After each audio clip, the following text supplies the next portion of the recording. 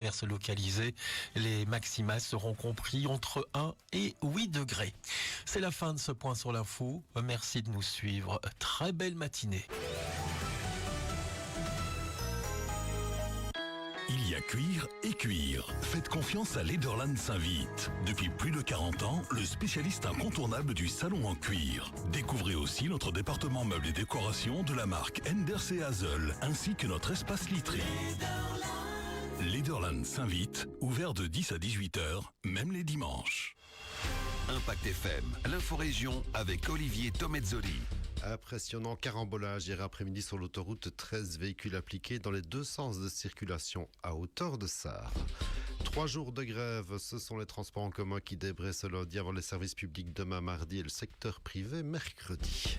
Et en football, on a joué ce week-end, pas partout, pas mal de matchs remis. Coup d'œil sur les résultats des matchs joués en provincial. Lundi 24 novembre, le développement des titres de l'info de l'arrondissement. Présentation Olivier Tomezzoli.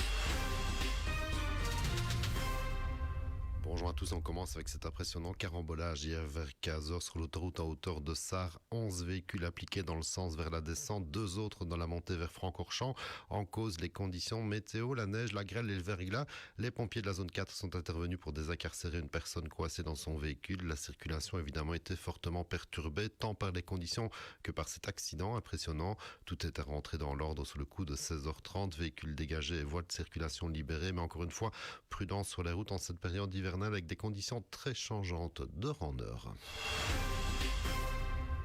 L'actu de ce début de semaine, ce sont évidemment les 3 jours de grève annoncés depuis longtemps déjà. Cela va aller crescendo dans la mobilisation avec différents secteurs qui se croiseront les bras en commençant ce lundi par les transports en commun, les tech et SNCB avec service minimum sur le rail notamment.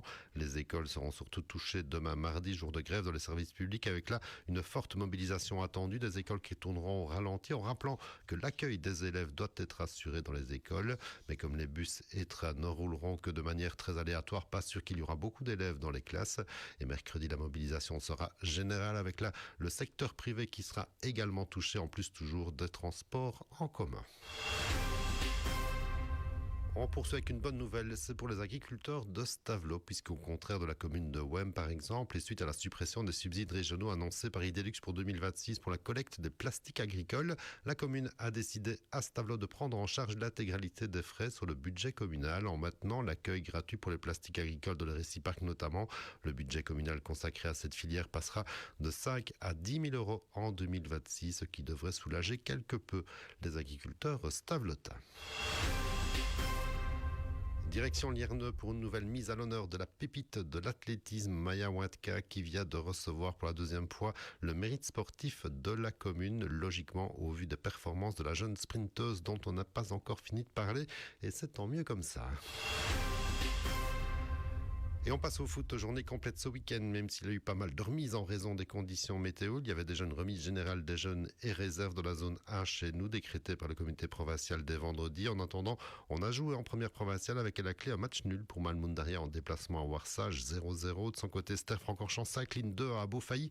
Au classement, les Dragons perdent leur 2e place pour se retrouver 3e à 3 points des leaders. En 2C, la belle victoire de Offray face à Amblève 3-0. Belle victoire également pour Stavelot 4-2 face à Weivers. Nos 2 équipes qui se replacent lentement mais sûrement vers le top 5 dans cette série. En 3e série D, à noter la grosse défaite de Bellevaux 1-4 face à Butchenbach. 3 Ponts poursuit sur sa lancée. Victoire 3 face à 3 Frontières. Malmundaria B s'incline au FC EPNB, défaite 3-2. Et enfin, l'Alliance Haute-Fagne l'emporte à Baleine 2-3. Les Fagnières qui se donnent un peu d'air dans la 2e moitié de tableau alors que 3 Ponts reste 2e au classement. Et pour être complet en 4e série F, on notera la grosse défaite de Stavelot B en déplacement à Rennes et Naten B 4-1. Ster B s'incline aussi lourdement 0-5 face à Amblève B. L'éclaircie nous vient de Wem Fémonville qui l'emporte logiquement 0-3 à la SRU Verviers B. Les Wembrey qui prennent même la tête de la série à égalité avec Spa.